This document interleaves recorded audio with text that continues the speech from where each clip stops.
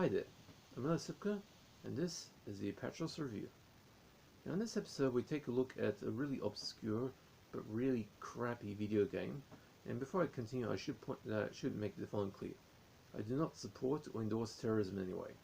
This is just a review of a particularly crappy game, and this game is called Night of Bush Capturing, also known as Quest for Bush. This was released by the Global Islamic Media Front, which was a front for Al-Qaeda. It was released for free in 2006. It's actually a rip-off of an American game. Like they just took an American game, just changed some of the details. I'll explain that in my review. But this game is runnable on most post-2005 PCs. It even works on Windows 10. And yeah. Now, right after the Al-Qaeda terrorist attacks on the World Trade Center in New York and the Pentagon, Washington D.C., and were it not for the heroic sacrifice of the passengers of United Flight 93, possibly the White House as well, on September 11, 2001, a good deal of patriotism was generated by Americans sufficiently shocked by the astounding human death toll. 2,977 people died that day from those attacks, and loss of an icon New York skyline, that many Americans decided to give back to their country by either joining the armed forces so they can go after the unholy demonic terrorists that caused their pain rightfully kick their asses, or for the figurehead of Al-Qaeda, Osama bin Laden, wasn't located until around 2010 or so, but others decided to show their patriotism another way. Jason Petrilla, a budding amateur video game designer, quickly put together a brief game called Quest for Al-Qaeda, which is designed using the venerable Build engine, which was legendary for its use in the masterpiece FPS game Duke Nukem 3D. So yeah, this was basically a Duke Nukem mod. To add to the Duke Nukem connection, the cheat code that allowed players in Duke Nukem 3D to be invincible against Jetpack, D and Cornholio, also worked fully in this game as well. The game was extremely short, only 3 levels, which can be beaten under half an hour, actually under 15 minutes if you speedrun it, and wasn't very deep. It was just a cheap way of showing your patriotism by killing the only enemy in the game. Cartoon figures of Al-Qaeda terrorists who shout random Arabic-sounding mumbo-jumbo when they spot you and wear a white turban with a beard. Unfortunately for the player, you never face off against bin Laden himself, as right after disposing of the last of his men, you enter the stairway to his lair and automatically see an expository in-game screen, which tells you they've captured bin Laden. Also notable is that the game even credits you for killing him, since the end stats screen credits you a possible 9 kills and there are only 8 baddies in the final level. When the United States entered the Iraq War a year or two later, Petrilla expanded on his original game by making a sequel called Quest for Hussein, which had you going after Saddam Hussein across 6 levels filled with only one type of enemy. Basically a modification of the original mooks in the original game. Here it's basically a generic cartoon image of an Iraqi soldier who says almost the same things as baddies in the first game but have actual faces to them, dark-skinned and sporting mustaches. They're also only half as durable as mooks in the original game. But when 3D Realms is threatened to sue him for lost royalty fees, as by charging a price for his game he was breaking the contract 3D Realms gives to all its users, Patrol decided to remake his game in a different engine, this time creating Quest for Saddam using the Torque engine, which was less versatile than the build, and the level design was almost identical but mostly simplified and with significantly less baddies to kill. Now this is where things get weird. In 2006, a couple of years after the remake came out, Al-Qaeda's propaganda wing, the Global Islamic Media Front, decided to make their own game that they were going to use to inspire future jihadis by giving them an outlet to express their radical Islamic views. Never mind the fact that the real reason bin Laden created Al-Qaeda was not to create a global Islamic caliphate, but simply to punish the Americans for having a military base in the Islamic country of Saudi Arabia.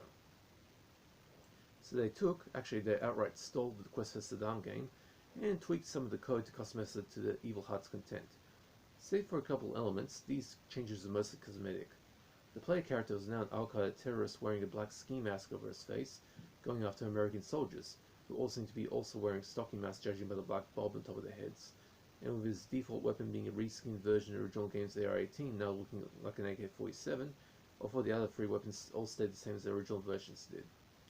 Now the sole enemy type was in the original game an Iraqi soldier mook, but here reskinned as generic American soldier type mooks with the most horrendous AI. You can literally walk within 5 meters of them, and as long as you don't fire your gun or get into his very narrow line of sight, you can stand there and not be attacked.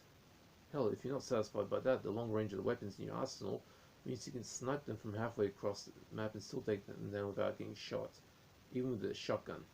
The mooks are all going down with a single shot when he tries the AK or chain gun, and even the grenade launcher, but precision is still needed, especially since the mouse sensitivity here has been amplified for an individual game, making it a bit of a pain in Mujahideen ass to aim across long distances. Now, in addition to your standard weapon, which is an AK-47 reskin of your AR-18 assault rifle from the original game, but still referred to as an AR-18 at the bottom of the screen, and which is basically the best weapon in the game in terms of balance. A single head or torso shot will kill American Luke instantly. There are 3 other weapons. A pump shotgun, which still has an unrealistically long range video game shotguns tend to have, but shooting an enemy at long range with this one won't kill him as quickly as a close range blast will. A chain gun, that's somewhat weaker than most video game versions that chain guns tend to be, since the precision of this is very narrow, very sharp, limiting it to the baddie right in front of it, as well as eating through ammo extremely fast. And the grenade launcher, which has to be precisely within the meter of the target to actually kill them. The latter 3 weapons have been kept the same as the original versions in the Quest for Saddam game. No infinite ammo here, and although you will have more than enough ammo to deal with enemies in the game, if you're careless you're literally shit out of luck. The range of all 4 weapons is ridiculously long, to the point that if your eyesight is good enough, you can aim your AK or even a shotgun to get sniper grade kills of targets from stupid ranges around halfway across the map. Best example for this will be in level 4, when you ride above the waterfall and can see the nukes on the planes right before their base. So in terms of weapons, this game ain't got any issues with that. Your health is represented by a green bar in the bottom right corner of your screen, which is extremely simplistic and depletes by going down every time you take a hit. When under half, the bar begins to radiate to indicate you're close to death. Upon dying, you see your character falling to the ground with a similar animation to the mooks you kill, then the option to restart the level or to load your game save. And the weird thing about this game is that the game already has a preset number of pre-saved game saves, one for each level already packaged within the game. The only health pickups here consist of 2 different colored blocks.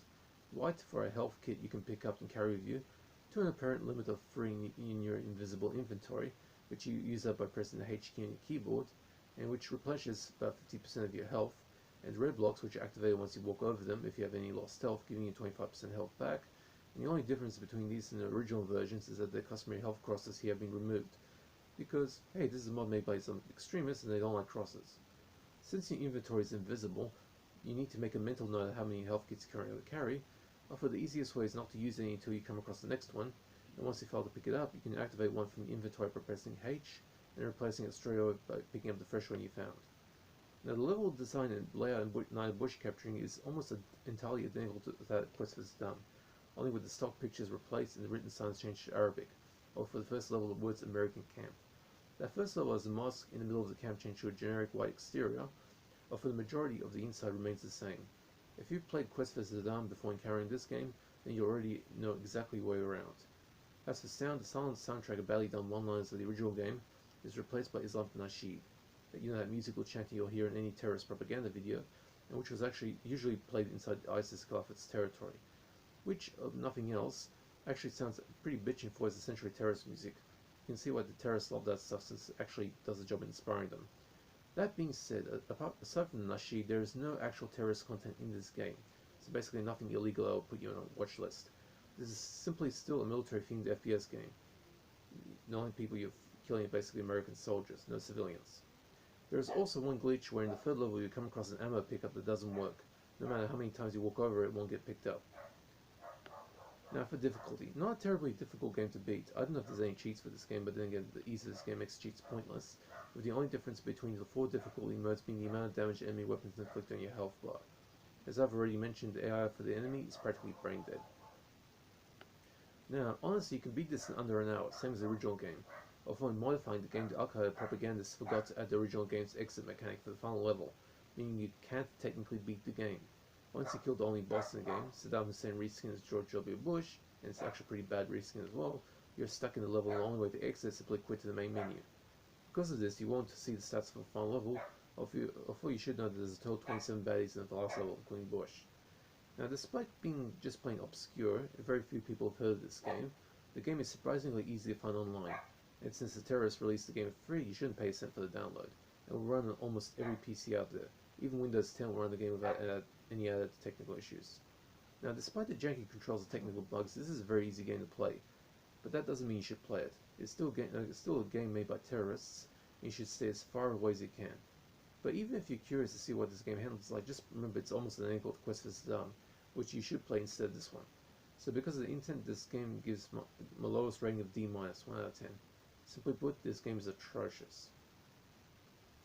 Now, just to reiterate, I do not support or endorse terrorism in any way. This is just a review of a game. Okay, hope you guys enjoyed that.